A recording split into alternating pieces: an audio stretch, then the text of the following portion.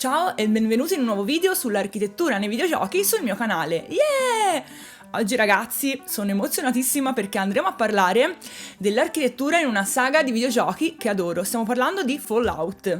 L'architettura in Fallout è un misto meraviglioso di retrofuturismo con influenze post-apocalittiche. Oggi per la precisione andremo a vedere in dettaglio quella di Fallout New Vegas e di Fallout 4, perché sono quelli a cui ho giocato di più e che ho esaminato meglio, diciamo. Entrambi combinano immaginari con dettagli architettonici non solo estetici, ma che servono principalmente a raccontare un mondo distrutto dall'apocalisse nucleare. Questo gioco, ragazzi, ha un world building dietro veramente allucinante. Per quanto riguarda Fallout 4, è ambientato in un'area che corrisponde a quella di Boston, quindi presenta un'architettura ispirata agli edifici della città, sia moderna che storica. I più iconici nel gioco sono ovviamente gli elementi di retrofuturismo anni 50 che vediamo ad esempio anche in Ritorno al Futuro 2, ma troviamo anche edifici coloniali, baracche post-apocalittiche, ci sono anche tanti edifici industriali, paesaggi con rovine, progetti di case mai completate. Ecco un esempio di architettura incompleta, con un'armatura atomica che sorveglia questa casa, una casa congelata nel tempo, sì, ma testimone dei bei tempi della guerra nucleare. Se penso alle baracche post-apocalittiche, penso subito a Diamond City. Un sacco di materiali di recupero, quali lamiere, pezzi di elettrodomestici, di automobili. Questo tipo di architettura esprime la capacità dell'essere umano di adattarsi alle circostanze. Tutti insieme si sono uniti, hanno creato una comunità per creare qualcosa di grande, per sopravvivere tutti insieme. Mostra proprio come l'essere umano riesca ad adattarsi alle circostanze. Ogni tanto vediamo anche dei dettagli con neon o insegne, cose che richiamano il periodo pre-apocalittico. Sono tutti elementi che cercano di farci dare un senso di normalità delle cose. Film che richiamano l'architettura post-apocalittica possono essere Mad Max, Fury Road, Blade Runner, bellissimo, Escape from New York. Se ne avete altri consigliatemeli nei commenti così aggiungiamo materiale al video. So che ce lo metto sempre di mezzo però ragazzi, è ovunque, è ovunque. Allora, io ho trovato delle somiglianze stilistiche tra la Durango 95 di Arancia Meccanica di Stanley Kubrick e le automobili che si trovano in Fallout. Anche se inserite in contesti molto diversi tra loro, entrambe riflettono visioni di futuri distopici, anche se, vabbè, quelle di Fallout sono più ispirate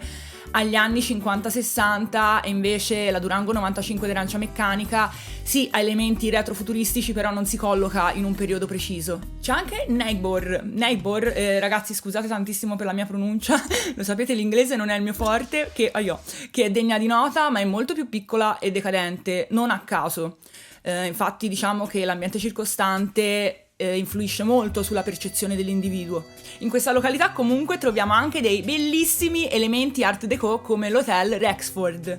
Per quanto riguarda invece Fallout New Vegas troviamo elementi che combinano il paesaggio del deserto americano insieme a influenze post-apocalittiche e retro.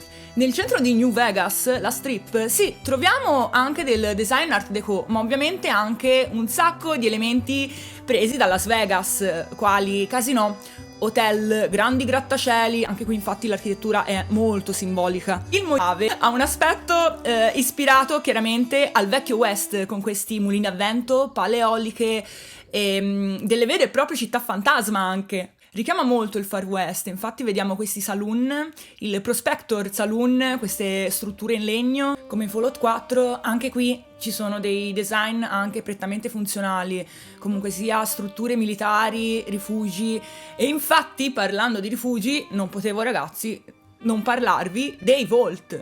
Progettati in modo da trasmettere sicurezza. Funzionali, acciaio e cemento sono i materiali più utilizzati, ma nonostante ciò, anche qui, di nuovo, avrò detto retrofuturismo e retro 1,5 miliardi di volte, però sì ragazzi, anche qui ovviamente, nonostante il cemento e l'acciaio, ci sono tantissimi di questi elementi. Contate tutte le volte che ho detto retrofuturismo e influenze post-apocalittiche.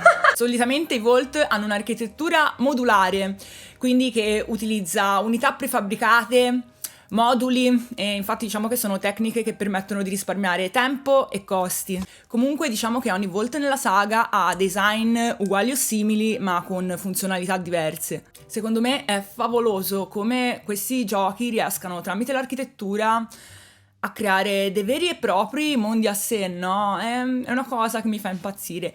E ragazzi, il video termina qui. Io spero molto che vi sia piaciuto. Fatemi sapere se volete altri video di questa saga, visto che quello su Silent Hill 2 ho visto che vi è piaciuto, ve lo lascio qui. E noi ci vediamo al prossimo video. Ciao!